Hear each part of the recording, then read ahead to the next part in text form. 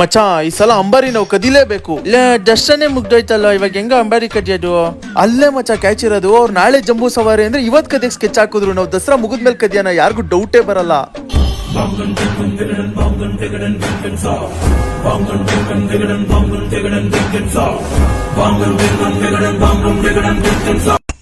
ಬರೀ ನಾವ್ ಇಷ್ಟ ಜನ ಇದೆ ಸಾಕಾಗಲ್ಲ ಕಣೋ, 9 ಜನ ಬೇಕು. ಹುಡ್ಗಿರ್ ಯಾರು ಬೇಡ ಕಣೋ, ಎಲ್ಲ ಹುಡುಗರೇ ಇರ್ಲಿ. ಅಂಬಾರಿ ಕದಿಯಕ್ಕೆ ಒಂದ್ ರಾಜಹಂಸ ಬಸ್ ಬೇಕು.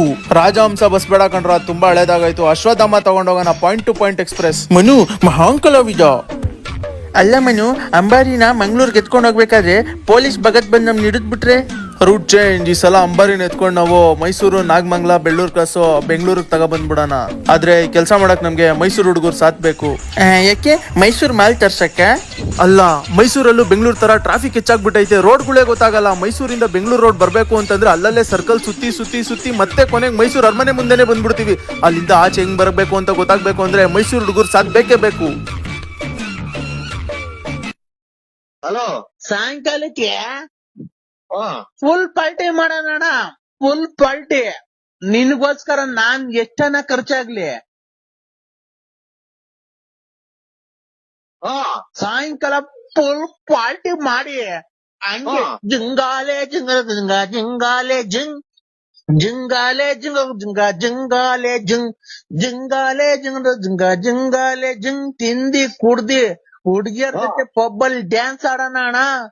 ಮಗ, ನೀನ್ ಹೆಂಗ್ ಸತ್ತೆ? ಚಳಿ ಜಾಸ್ತಿ ಆಗಿದ್ರಿಂದ ಹೋಗ್ಲಿ, ನೀನ್ ಹೆಂಗ್ ಸತ್ತೆ? ನನ್ನ ಹೆಂಡತಿ ಮೇಲೆ ನನಗೆ ತುಂಬಾ ಡೌಟ್ ಇತ್ತು. ಅದಕ್ಕೆ ಒಂದಿನ ಆಫೀಸಿಂದ ಬೇಗ ಬಂದು ಮನೆಯೆಲ್ಲ ಚೆಕ್ ಮಾಡ್ದೆ. ಬೋನಿ ಮಕ್ಳು ಯಾರು ಸಿಗ್ಲೇ ಇಲ್ಲ. ಅದಕ್ಕೆ ನನ್ನ ಸರಿಯಾಗಿ ನಾನೇ ಸತ್ತೋಗ್ಬಿಟ್ಟೆ. ಲೌಡೆ ಫ್ರಿಜ್ ತೆಗ್ದಿದ್ರೆ ಇಬ್ರು ಉಳ್ಕೋತಾ ಇದ್ವಾ?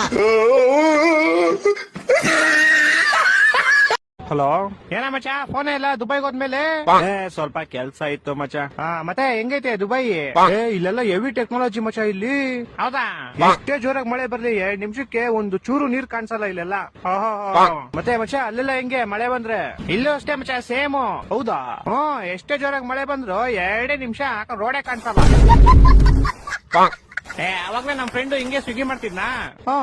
ಹೋಯ್ತಾನೆ ಎದೆವರೆಗೂ ನೀರ್ ಬಂದ್ಬಿಟ್ಟೈತೆ. ಅಯ್ಯೋ, ಆಮೇಲೆ ಹಂಗೋ ಅಣ್ಣ ಪರವಾಗಿಲ್ಲ ಅಂತ ಹೋಯ್ತಾನೆ, ಆರ್ಡರ್ ಎಲ್ಲ ತಿಳ್ಕೊಂಡು ಹೋಗ್ಬಿಡೈತೆ. ಆರ್ಡರ್ ತಿಳ್ಕೊಂಡು ಹೊಂಟೋಯ್ತಾ? ಸರಿ ಹೋಗ್ಲಿ ಅಂತ ಗಾಡಿ ಸೈಡ್ಗೆ ಹಾಕ್ಬಿಟ್ಟು ಹೆಂಗ ಹೋಗ್ ಕಷ್ಟಪಟ್ಟು ಆರ್ಡರ್ ತಗೊಂಬಂದ.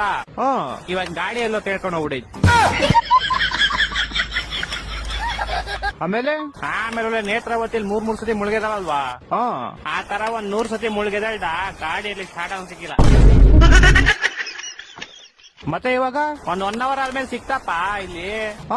ಯಾರ ಗೋಳಿ ಮಕ್ಳು ಗಾಡಿ ಟೈರ್ ಬಿಚ್ಕೊಂಡು ಹೋಗ್ಬಿಟ್ಟು ಅದೇಂಗ ನೀರೊಳಗಡೆ ಬಿಚ್ಕೊಂಡು ಹೋಗ್ಬಿಡ್ತಾರೆ, ಅಲ್ಲೆಲ್ಲ ಬಿದೋಗಿರುತ್ತೆ ನೋಡು. ನಾನು ಹಂಗೆ ಅನ್ಕೊಂಡೆಪ್ಪ. ಆದ್ರೆ ನಾವೀಗಿರೋದು ಶಿವಾಜಿನಗರ. ಗಾಡಿ ತೇಳ್ಕೊಂಡ್ ಶಿವಾಜಿನಗರ್ಗೆ ಹೋಗ್ಬಿಡ್ತಾ?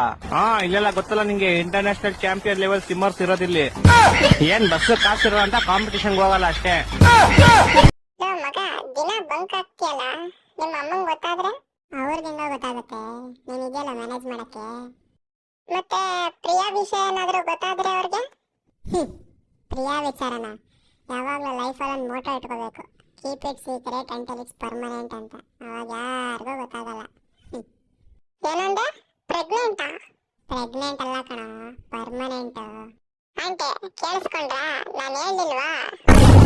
ಚಿಕ್ಕ ವಯಸ್ಸಲ್ಲಿ ಮಿಸ್ಟರ್ ಕೇಳಿದಾಗ ದೊಡ್ಡವರ ಮೇಲೆ ಏನಾಗ್ತೀರಾ ಅಂತ, ಪೈಲಟ್ ಆಗ್ತೀನಿ ಅಂತ ಅಂದವಂತಾನೆ ನೀನು.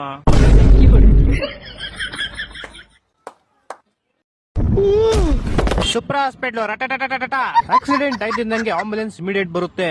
ಒಂದು ಪಾಪ ಗಾಯಗೊಂಡಿರೋ ಸ್ಕೂಟರ್ ನ ಸ್ಟ್ರೆಚರ್ ಮೇಲೆ ಇಟ್ಕೊಂಡು ಎತ್ಕೊಂಡು ಹೋಗುತ್ತೆ. ಆಕ್ಚುಲಿ ಭೂಮಿ ಬಂದು 2095ರದು. ಇಲ್ಲಿ ಗಾಡಿಗಳು ಫುಟ್ಪಾತ್ ಮೇಲೆ ಓಡಾಡ್ತವೆ ಅಂಡ್ ಜನ ರೋಡ್ ಮಧ್ಯದಲ್ಲಿ. ಅಂಡ್ ಇಲ್ಲಿ ಮೀನ್ಗಳಿಗೆ ಅಂತಾನೆ ಸಪರೇಟ್ ಗಾಡಿ ಮಾಡ್ಕೊಡ್ತಾರೆ.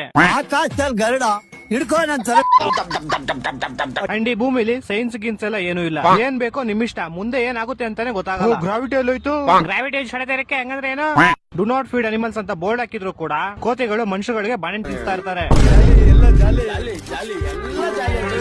ಇದು ಫೈಟಿಂಗ್ ಕ್ಲಬ್. ಇಲ್ಲಿ ಫೈಟರ್ಸ್ ಜಗಳ ಆಡಲ್ಲ, ನೋಡಕ್ ಬಂದಿರೋ ಜನ ಜಗಳ ಆಡ್ತಾರೆ. ಅದನ್ನ ಇವರಿಬ್ರು ಫೈಟರ್ ಮೇಲಿಂದ ನಿಂತ್ಕೊಂಡು ನೋಡ್ತಾರೆ. ಲೋಪರ್ ನನ್ನ ಮಕ್ಕಳ ನೀವೇ ಕಲ್ಸ್ಬೇಕಪ್ಪ ಬುದ್ಧಿ. ನೀವು ಮನುಷ್ಯನ ಕುದುರೆ ಮೇಲೆ ಕುತ್ಕೊಂಡು ಓಡ್ತೀರಾ ನೋಡಿದೀರಾ? ಆದ್ರೆ ಇಲ್ಲಿ ಕುದುರೆ ಮನುಷ್ಯ ಮೇಲೆ ಕುತ್ಕೊಂಡು ಮನುಷ್ಯ ಓಡಿಸುತ್ತೆ. ಇವನು ಆ ಬಾಲ್ಗೂ ಹೋಲ್ಗೂ ಮೆಷರ್ಮೆಂಟ್ ಅಂತಾನೆ.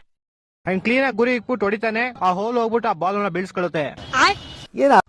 ರಾಶಿಯಿಂದ ಏನಾಗಲ್ಲ ಅಣ್ಣ.